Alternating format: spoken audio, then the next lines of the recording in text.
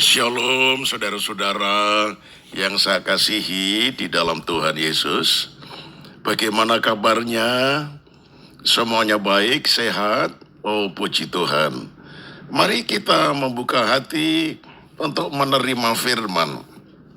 Ya Tuhan, semalaman telah berlalu, kami boleh menikmati tidur dengan baik. Dan pagi ini dengan tubuh yang sehat, Engkau sudah bangunkan kami. Itu sebabnya kami memulai aktivitas kami sepanjang hari ini dengan lebih dulu mendengar firman-Mu disampaikan. Mari Tuhan, perdengarkanlah firman-Mu. Dalam nama Tuhan Yesus, haleluya. Amin. Tema renungan pagi ini, saudara, yaitu roh kebenaran dan roh najis. Wahyu 16 ayat 13 berkata demikian. Dan aku melihat dari mulut naga dan dari mulut binatang dan dari mulut nabi palsu itu keluar 3 roh najis yang menyerupai katak.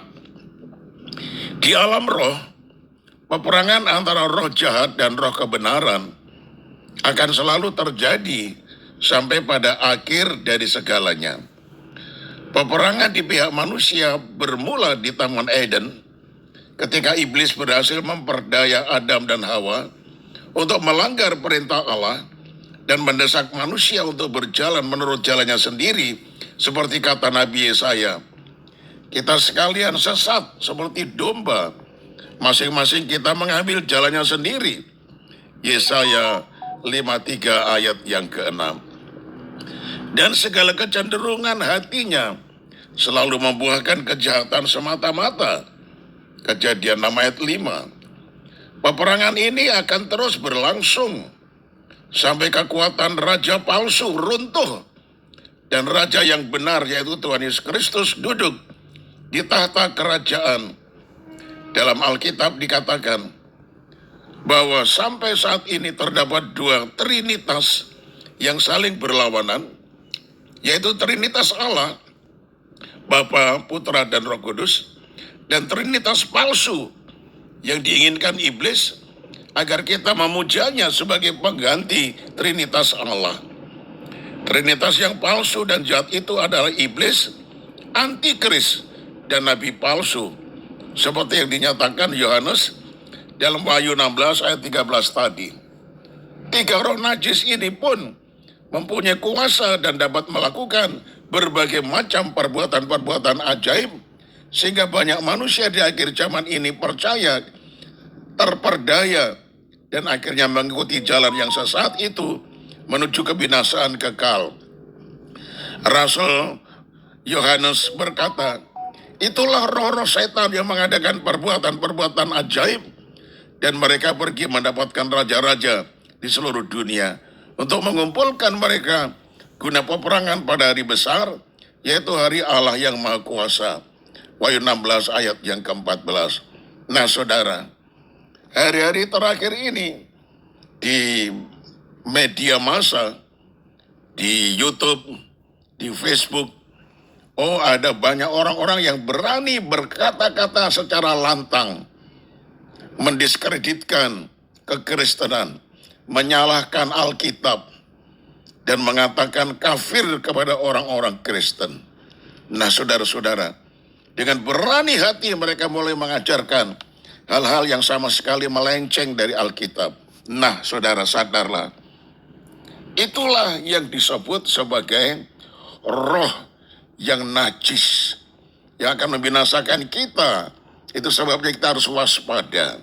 Saudara, kita harus selalu waspada dan berjaga-jaga, karena setiap saat kita tak terlepas dari incaran kuasa jahat yang selalu berusaha mencobai menghasut, menipu, dan menghancurkan kita.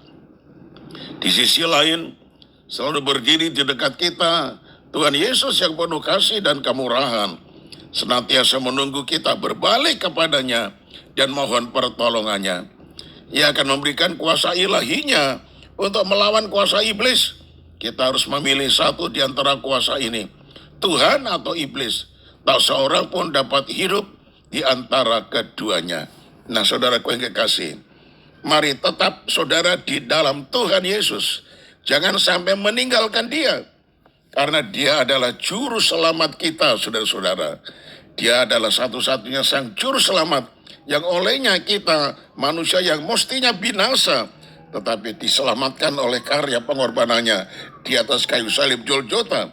Sehingga barang siapa percaya kepadanya tidak akan binasa, melainkan beroleh hidup yang kekal. Nah, saudaraku, saya tutup dengan Lukas 22 ayat 40. Yesus berkata, berdoalah supaya kamu jangan jatuh ke dalam pencobaan.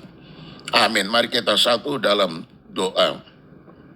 Tuhan, di akhir zaman ini, roh najis, roh palsu yang memperdaya iman kami muncul dari berbagai pihak, dari berbagai jurusan, menyerang iman kami, menyerang kekristenan. Itu sebabnya ajar kami tidak terpengaruh dengan kata-kata negatif daripada mereka yang menyalah-nyalahkan firman Tuhan, yang menyalah-nyalahkan iman Kristen, yang menjelek-jelekan orang-orang yang percaya. Ajar kami tetap teguh berdiri di atas kebenaran firman, karena Engkau adalah juru selamat dunia, yang satu-satunya hanya Engkau saja sebagai jalan kebenaran dan keselamatan kami.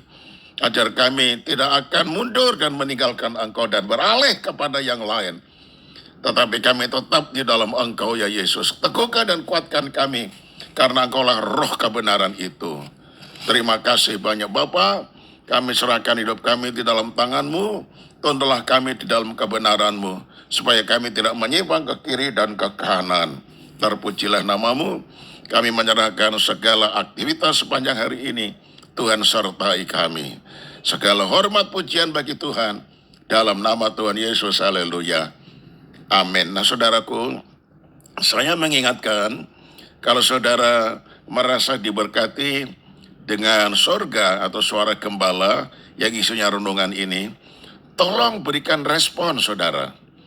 Ya, mungkin nanti sekali waktu saya akan mengambil satu tindakan bagi saudara yang setiap hari saya kirimi tetapi tidak ada respon. Saya akan ganti dengan orang lain. Mohon maaf, Tuhan Yesus memberkati. Shalom.